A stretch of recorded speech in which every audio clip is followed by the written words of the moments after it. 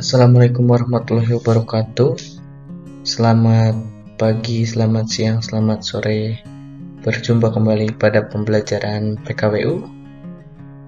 Masih bersama saya Fregianto Banyusatria. Kita akan membahas mengenai pemasaran kerajinan inspirasi budaya benda. Baik, dalam pemasaran itu sendiri ada beberapa subbagian dari pemasaran yang diharapkan teman-teman bisa pahami setelah mempelajari ini. Yang pertama mengenai identifikasi konsumen dan pesaing usaha. Bagaimana teman-teman bisa membayangkan konsumen kalian seperti apa, pesaingnya seperti apa, yang akan nanti mungkin menentukan strategi. Ini yang nomor 2, memahami strategi pemasaran yang akan kalian lakukan.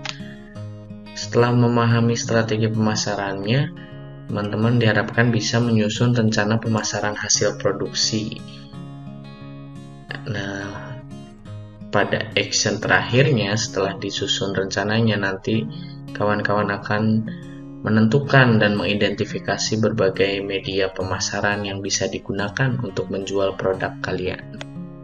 Sebelum masuk ke dalam materi, saya ingin mengajak kalian untuk menonton video stand up komedi dari Panji Pragiwaksono berikut ini untuk mengawali dan mengantarkan kita mempelajari apa itu teknik ataupun strategi pemasaran. Selamat menyaksikan. Tapi kalau gue berkarya ya, ada banyak banget pesaing gue. Kalau gue ngupload tulisan gue ke internet, ada jutaan penulis di internet. Di Stellar, di WordPress, Blogspot, di Facebook Note. Gue pengen jadi vlogger, jutaan vlogger. Jadi YouTuber juga banyak. Terus gimana caranya karya gue bisa muncul ke permukaan di antara begitu banyak karya? Wahai 3.500 penonton yang ada di ruangan ini, catat baik-baik. This might be the single most important thing you will ever hear. Ini kunci dari berkarya, terutama di era digital.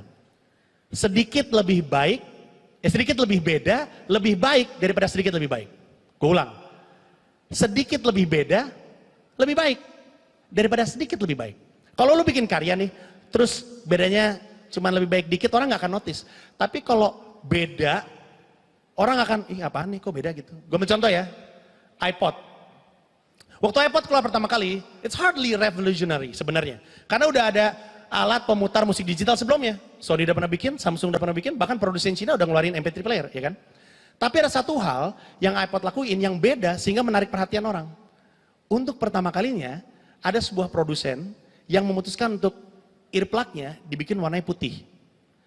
Cuman warna putih doang. Di saat semua produsen lain menganggap kabel itu gangguan dan dicat hitam, iPod memutuskan untuk dibikin putih. Justru biar orang notice yang di dalamnya itu iPod. Makanya kalau lihat iklannya kan cuman siluet orang, terus putih di sini kan. Dan ngetren banget, orang akhirnya beli ininya doang nih putih nih.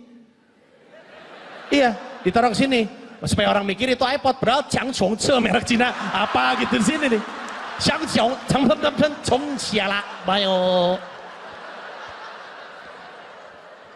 Bahkan semua hal yang viral di internet itu adalah karena dia beda dan dia unik dan kita belum pernah ngeliat itu untuk pertama kali. Kenapa dia bisa seperti itu? Karena dia beda. Jadi berulang kali dari tadi kita bahas bahwa justru ketika sesuatu unik dan subjektif dan punya karakter dan beda justru muncul ke permukaan. Dan mungkin lu berpikir, oke, itu mungkin konteksnya cuma karya doang, bisnis nggak seperti itu. Enggak juga, salah besar. Bisnis besar sekarang melakukan hal yang sama. Bisnis sekarang kerjanya menawarkan sebuah produk yang unik, yang curug, yang spesifik. Produk yang bisa bikin konsumen bilang, ini gue banget. Mari kita bahas. Indomie. Oke, 10 tahun yang lalu Indomie rasanya apa sih? Cuma 3. Yang putih mie goreng, yang hijau soto, yang orange kari ayam, kaldu ayam, ayam santai, ayam bawang, ayam bawang. Saya anak kos, saya 6 tahun makannya itu doang, percaya sama saya. Ayam bawang, santai dong, gila lu, ayam bawang. Kok meragukan saya sih? Ayam bawang. Emosi, ayam bawang. Santai aja gak apa. Ya, cuma 3 kan, cuma 3. Sekarang lu ke supermarket, Indomie ada rasa bulgogi, iga penyet, rasa rendang, ada Indomie goreng rasa cabai keriting, cabai hijau. Makanan pun bukan, cocolan doang itu. Coba lu tunggu 3-4 tahun lagi lu ke supermarket, gokil, Indomie rasa kopi tubruk, nice.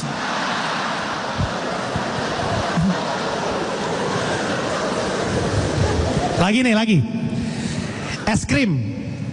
Oke, 10 tahun yang lalu, apa sih rasanya? Paling coklat, vanila, stroberi, udah. Kalaupun ada yang beda namanya Neapolitan, pas dibuka lah, dia lagi. Ya bang, tadinya kami solo, sekarang kami trio bang. Udah mulai nggak laku karir kami solo, digabungin sekarang bang. Ya, sekarang lu ke Baskin Robbins, Häagen-Dazs, Cold Stone Creamery, apapun itu. Lu masuk, ada es krim rasa green tea, ada rasa kacang merah, ada rasa bubble gum. Kemarin di Tokyo gue nemu es krim rasa timun. Kalau gue lagi pengen nyicipin sesuatu yang rasanya kayak timun, gue makan timun. Ngapain gue makan es krim? Gue lagi pengen nyicip timun nih, makan es krim, makan timun.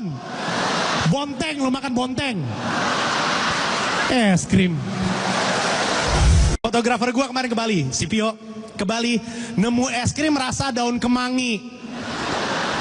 Taruh di piring, tambahin timun sama lele jadi pecel itu langsung tuh. Es krim daun kemangi. Apa yang dilakukan sama perusahaan itu? Perusahaan itu justru bikin produk dengan variasi yang banyak supaya unik, seru dan spesifik. Karena kita sekarang lagi nyari produk yang kita banget. Kita lagi nyari produk yang berkarakter, sesuatu yang kita bisa bilang, nah ini gue banget. Tapi pada saat yang bersamaan orang akan bilang, gue gak suka banget ini. Tapi itu resikonya ketika lu bikin sesuatu yang punya karakter. Gue mau nyebutin sebuah buah. Buah yang berkarakter banget, oke? Duren. Ini buah ini berkarakter banget. Orang antara suka banget atau gak suka banget. Gak percaya, oke? Di antara semua yang di sini, yang suka banget duren, tepuk tangan mana? Let's go. Lihat. Disuruh tepuk tangan pakai ngejerit. Militan banget gitu sama duren. Duren doang loh padahal. Oke. Yang gak suka banget duren, suaranya mana? Tepuk tangannya, let's go. Sama gilanya. Sama. Jadi tahu nggak? Sesungguhnya bangsa kita kebagi dua. Bangsa kita terpecah dan bukan oleh politik, oleh duren.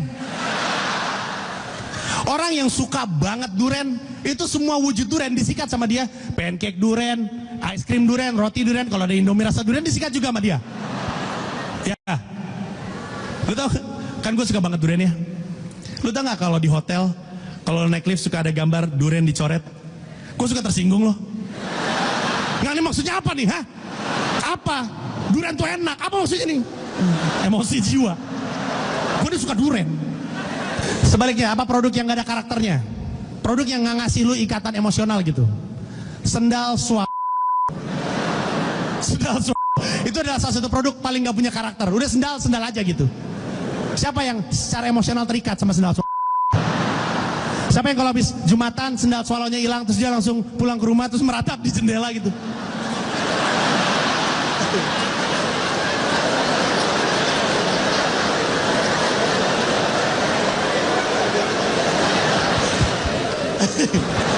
Terus ditanya sama temennya, kenapa lu? Hilang. Dompet, sendal. Gak ada. Oke, sekarang kita tahu sedikit lebih beda, lebih baik daripada sedikit lebih baik. Tapi ada satu penghalang lagi dari orang yang berkarya. Takut nggak laku. Apalagi kalau lu bikin karya pakai hati, kalau nggak laku tuh lu merasa kayak personal gitu. Kenapa sih barang gue nggak laku? Kenapa sih emang dia nggak suka sama gue? Gak dengar saja padahal. Dengerin nih. Nggak ada barang yang nggak laku. Adanya barang yang dipasarkan secara salah. Sekali lagi, nggak ada barang yang nggak laku. Adanya barang yang dipasarkan secara salah. Ini ada barang nih ngojogrok nih, nggak laku. Bisa laku kalau dipasarnya bener. Apapun bisa lu jual laku kalau lu ngerti cara memasarkannya. Contoh, hati-hati ya, pegangan. Kebo lu jual laku kalau lu pasarkan sebagai pupuk kan. kumpulin terus masukin karung, tulisin pupuk, lu jual, lu pasarkan sebagai pupuk, ya laku. Kecuali kalau misalkan taruh nampan masuk bis kota, yang bapak-bapak, ibu-ibu, ini barang nah, silakan dipegang dulu Bapak, dirasain teksturnya nih. Nah ya, dipegang dulu Bapak, ya kan yang mau beli. Tergantung gimana cara memasarkannya. Gue ada cerita favorit soal apapun bisa dijual kalau tahu cara memasarkannya, bisa laku. Gue kan kuliah di Fakultas Seni Rupa dan Desain ITB. Ada anak Bandung sini, tepuk tangan anak Bandung. Harusnya tahu nih, di Bandung, FSR ITB, setiap 5 tahun sekali bikin sebuah festival namanya Pasar Seni. It's an amazing event. Dalam 1 hari saja ITB jadi festival seni. Dari ujung ke ujung, semuanya itu festival kesenian. Ada yang bikin performance art, ada yang bikin musik, ada yang bikin lukisan gede dan proses melukisnya kita bisa nonton. Nah terus Jalan Ganesha itu ditutup tuh, mobil pada mobil pada parkir di Dago, ya kan, macet tuh. Jalan Ganesha ditutup, isinya booth. Ada yang jual lukisan berapa juta, ada yang jual patung berapa juta, ada yang jual karya grafis berapa juta, ada yang jual stool gitu, karena ada desain produk dan desain interior kan, jual stool berapa juta. Terus kan gue panitia, jam 9 nih acara mulai, gue ngeliat ada meja. Mejanya itu segini nih, segini doang. Di atasnya ada kerikil. Kerikil aja yang kayak kita sering lihat tuh. Tapi warna-warni, dimasukin ke kantong plastik bening gitu, diikat, terus udah gitu di sini dikasih stiker tulisannya Kerikil Pasar Seni. 1 kantong begitu jualnya 5.000. Jam 9 pagi tuh ngegunung nih segini. Jam 6 acara selesai, ludes, abis, kerikil. Kok bisa? Karena yang jual pinter, dia tahu orang ke pasar seni, pengen pulang bawa sesuatu untuk mengingatkan dia baru datang dari pasar seni, ya kan? Tapi dia lihat lukisan 1 juta, patung 1 juta, apaan nih? Apa nih? Ini lucu banget. 5.000 apa nih? Apa? Kerikil pasar seni, kerikil pasar seni. Seberapa? 5.000, 2. Dia beli. Di jalan dia bilang, kerikil pasar seni nih. Ditaruh di atas TV. Kerikil pasar seni. Besok dia berangkat kuliah. Kerikil pasar seni kemarin gua. Minggu depan dia lewat TV. Apaan sih, dibuang sama dia? Magisnya udah hilang. Padahal modalnya apa coba? Paling nasi goreng sama es teh manis. Cuman ribet doang ngumpulin kerikil, warna-warni. Itu semua bisa dijual. Bisa laku kalau ngerti cara memasarkannya. Ya sekarang kita tahu, kunci dari berkarya adalah bertumbuh. Oke? Kita tahu sedikit lebih beda, lebih baik daripada sedikit lebih baik. Dan kita tahu bahwa semua itu bisa laku kalau dipasarkan dengan benar. Tetapi ada satu hal lagi yang orang nggak pernah lakukan, bahkan memilih untuk nggak ngelakuin. Biasanya mereka pikir kalau udah tahu passionnya, selesai hidup gua. Enggak. Ada satu hal yang membedain lu yang ngerti passion lu dan dia yang ngerti passionnya tapi sukses. Disiplin. Disiplin berarti harus ngelakuin hal-hal yang lu nggak mau lakuin, tapi mesti. Disiplin ketika disebut orang selalu merasa, aduh, kenapa gini kayak gue?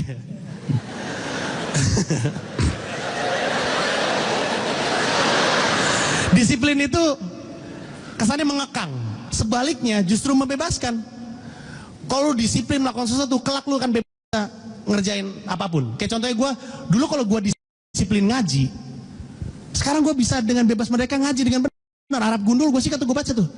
Tapi dulu waktu gue kecil, justru les ngaji, guru les ngaji gue datang, gue naik genteng, bilang gak ada. Dan gue menyesal.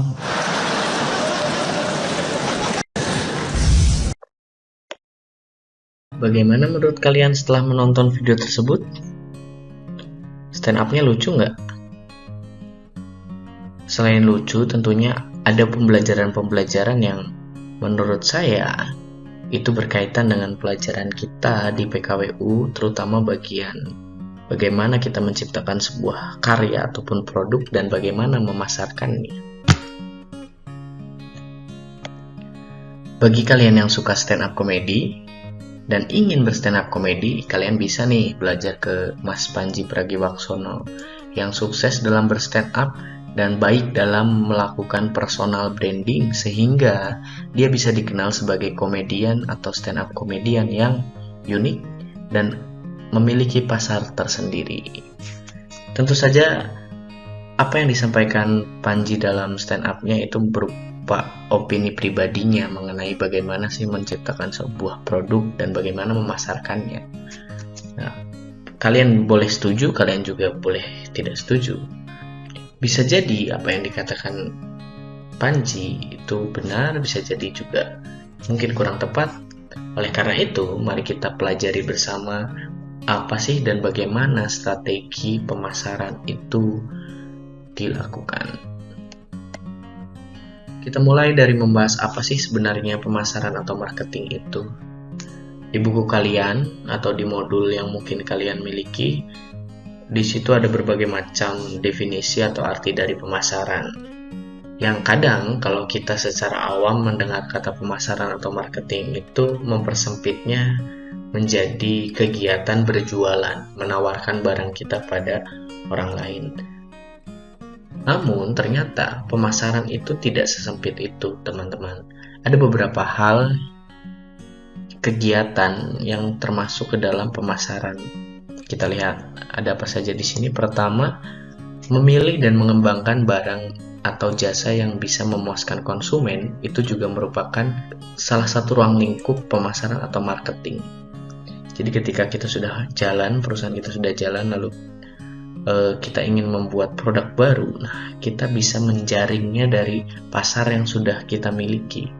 Sebenarnya produk apa sih yang cocok, yang baik, yang menarik buat para pelanggan kita sebelumnya. Yang kedua, mengenali kebutuhan konsumen.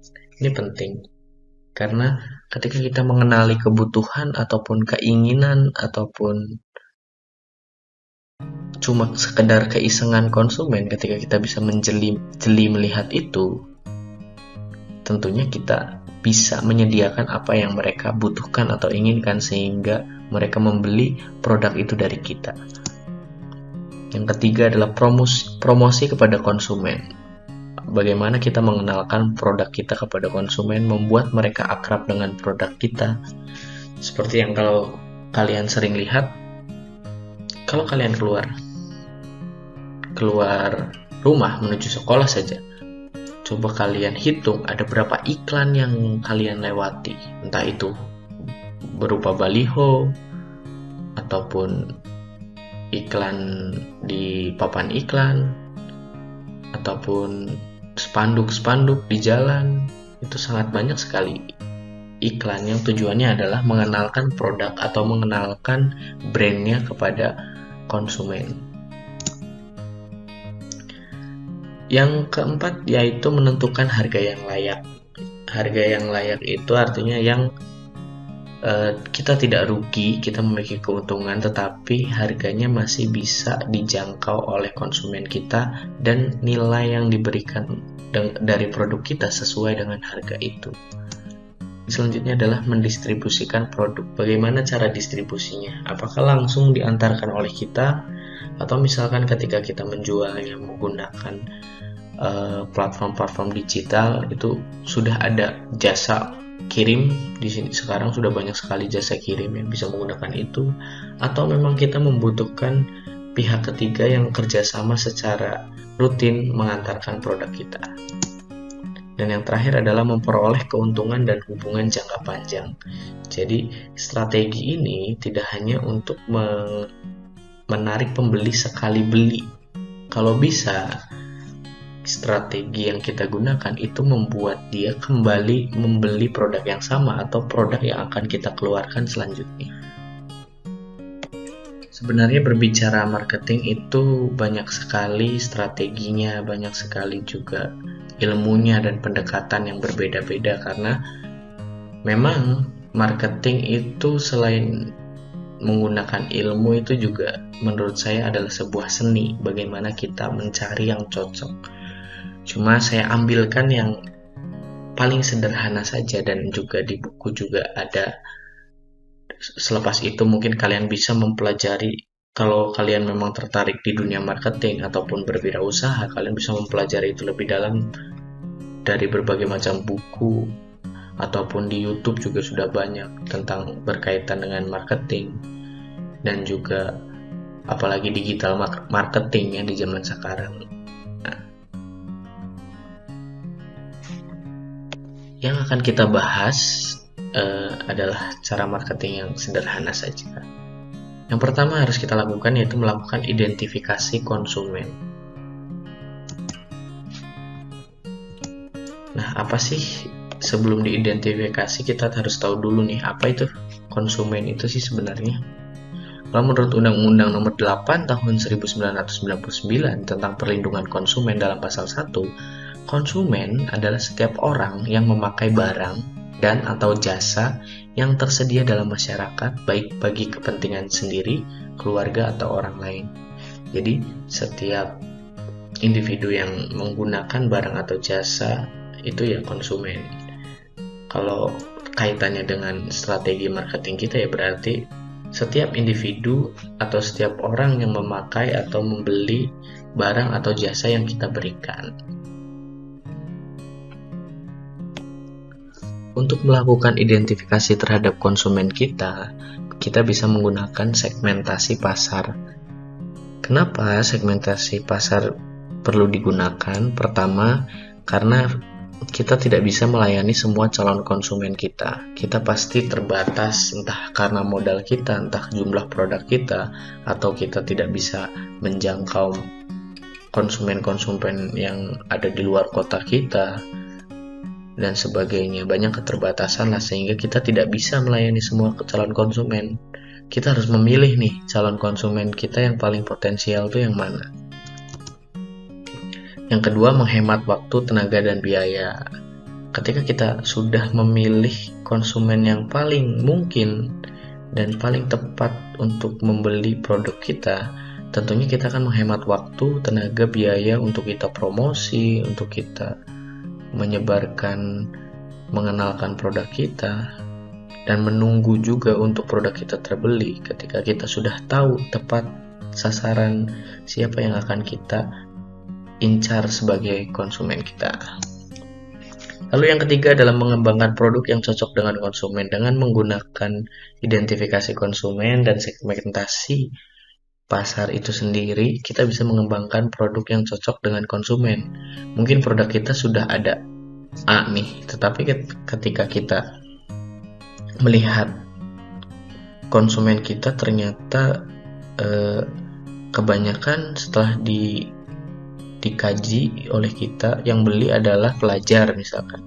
Dengan karakteristik pelajar, mungkin kita bisa mengembangkan kembali produk yang kita jual biasanya dengan harga yang lebih murah, agar semakin banyak lagi nih pelajar yang bisa membeli, karena kan pelajar kan belum memiliki banyak uang ya. Ketika produk kita bisa lebih murah, tentunya daya beli pelajar juga akan lebih tinggi.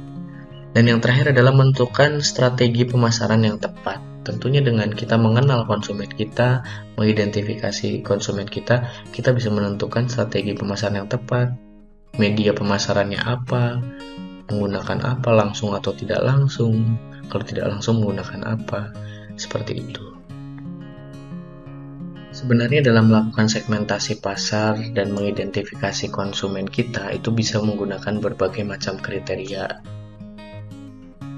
Ini yang saya ambil hanya beberapa dari berbagai macam kriteria tadi, yang menurut saya itu cukup penting dan cukup bisa menentukan strategi pemasaran kalian nantinya. Kita lihat apa saja kriterianya. Yang pertama adalah kelompok umur. Kalian bisa menganalisis dari pelanggan-pelanggan kalian sebelumnya. Ternyata produk kalian itu digemari di rentangan umur berapa sih? Atau misalkan itu adalah produk baru, kalian bisa analisis dari produk itu sendiri, kira-kira yang minat itu di umur berapa kisaran. Anak-anak sampai remaja kah? Remaja sampai dewasa kah? Dewasa sampai lansia kah?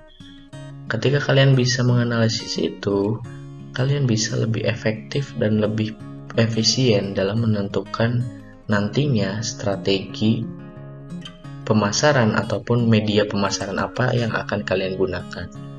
Misalkan kalau produk kalian itu kira-kira calon pembelinya lebih banyak usia anak-anak sampai dengan remaja dan hampir dewasa, pastinya menggunakan teknologi itu adalah strategi yang sangat baik dalam memasarkan produk kalian. Bisa menggunakan sosmed, bisa menggunakan marketplace, dan sebagainya yang memang sesuai dengan umur segitu.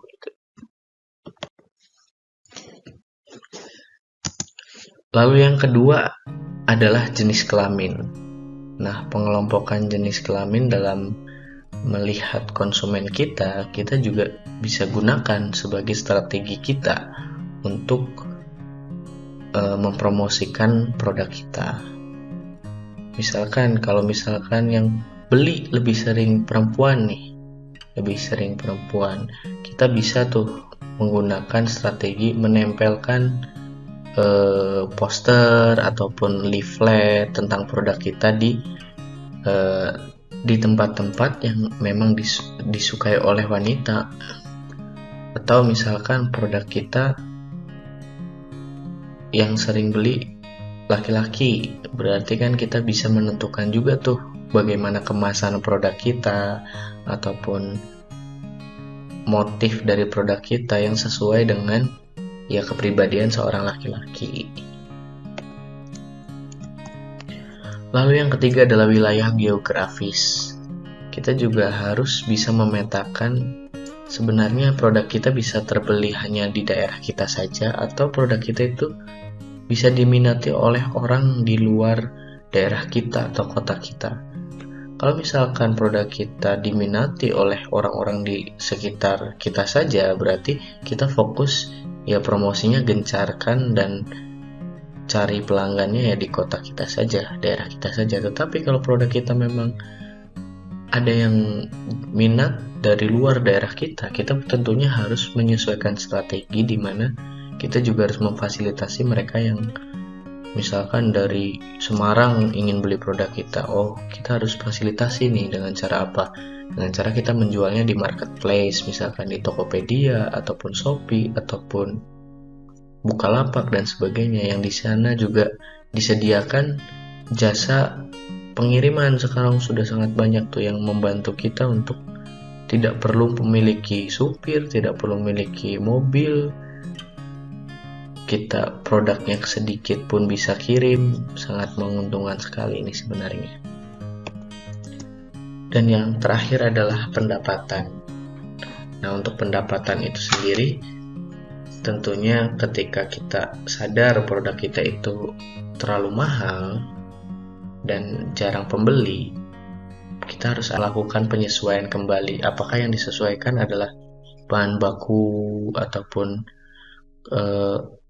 besar kecilnya produk itu sehingga bisa lebih murah lagi, atau kita sesuaikan target pasar kita cari target pasar yang memang memiliki pendapatan lebih untuk membeli produk kita yang terkesan mahal tadi. Nah, setelah kita mengidentifikasi konsumen kita dengan melakukan segmentasi pasar tadi, kita bisa nih dengan lebih enak dan lebih memadai membuat strategi pemasaran yang akan kita gunakan untuk menjual produk kita. Nah, sebelumnya apa sih strategi pemasaran itu sendiri definisinya? Strategi pemasaran yaitu adalah upaya memasarkan suatu produk, baik itu barang atau jasa, dengan menggunakan pola, rencana, dan taktik tertentu sehingga jumlah penjualan bisa menjadi lebih tinggi. Jadi dia bukan cuma menjual saja, tapi dia harus menggunakan pola yang terencana. Ini ya, pola yang terencana dan taktik atau teknik tertentu sehingga jumlah penjualan bisa lebih banyak lagi. Nah, untuk strategi pemasaran itu sendiri ada berbagai macam, sudah saya sampaikan tadi. Yang saya ambil contohnya adalah yang 4 hal ini. Ada marketing mix yang hanya ada 4 untuk menentukan target market kita. Yang pertama adalah place dulu nih, kita ambil dari place, tempat di mana produk kita itu dapat mudah didapatkan oleh konsumen kita. Nah, penentuan tempat ini sendiri cukup penting ya, karena ya seperti di stand up-nya Panji yang tadi kalian tonton gitu, nggak mungkin kita menjual kotoran sapi, kotoran kerbau di bis kota gitu, atau di perempatan seperti tukang asongan yang sedang menawarkan jajanannya. Kita mungkinnya menjual kotoran sapi, kotoran kerbau ya di toko pupuk dengan bentuk dia sudah dijadikan pupuk kandang. Tempat ini pertama jelas harus cocok dengan produk kita, yang kedua harus bisa mempertemukan antara produk kita dengan calon pembeli kita. Yang kedua adalah produk apa yang dibutuhkan konsumen. Strategi yang kedua, kita harus tahu produk yang dibutuhkan konsumen. Atau misalkan kita sudah punya produknya, kita harus bisa berupaya untuk membuat konsumen merasa produk kita adalah kebutuhannya atau minimal keinginannya. Yang ketiga itu adalah promosi. Promosi, kita harus pintar-pintar menentukan media promosi apa yang tepat digunakan. Apakah menggunakan internet, jaringan internet, di medsos, di marketplace, apakah kita bikin toko aksesoris sendiri, ataukah kita titipkan ke pusat oleh-oleh, ataukah kita jual di sekolah dengan door to door ke kelas-kelas kita keliling, atau seperti apa, bagaimana caranya untuk mengenalkan produk kita dan membuat orang tertarik dengan produk kita. Dan yang terakhir, kembali lagi kita berbicara tentang harga. Pada tingkat harga berapa konsumen kita mampu membayar, sehingga akan ada penyesuaian. Apakah kita harus memangkas ongkos produksi kita sehingga harganya bisa lebih murah, atau kita bisa menambah nilai barang kita atau nilai jasa kita sehingga orang dengan harga yang tadinya menganggap mahal pun bisa menerima itu karena nilainya sepadan. Setelah menentukan strategi tadi, di akhir ujung tombak dari strategi pemasaran kita adalah media yang kita gunakan untuk memasarkan atau mempromosikan barang atau jasa kita. Ada beberapa jenis di sini. Yang pertama, medianya secara langsung nih. Kalau misalkan kita menawarkan produk dari kelas ke kelas, dari teman ke teman, itu langsung, berarti bisa menggunakan seminar, menyeminarkan produk kita atau memamerkan produk kita. Bisa menggunakan testimoni produk. Ini biasanya yang dilakukan oleh endorsan itu kan yang mentestimoni produk tertentu sehingga orang tertarik menggunakan atau membeli produk itu juga. Bisa dengan menggunakan demo produk, ya, cara menggunakan atau memanfaatkan produk itu. Yang kedua nih, ada media yang masih konvensional.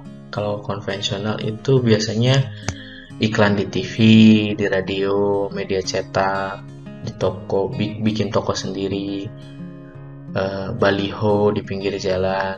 Nah, itu adalah media konvensional untuk memasarkan produk kita. Dan yang ketiga, sosial media, yang tentunya kalian sangat kenal ya dengan sosial media.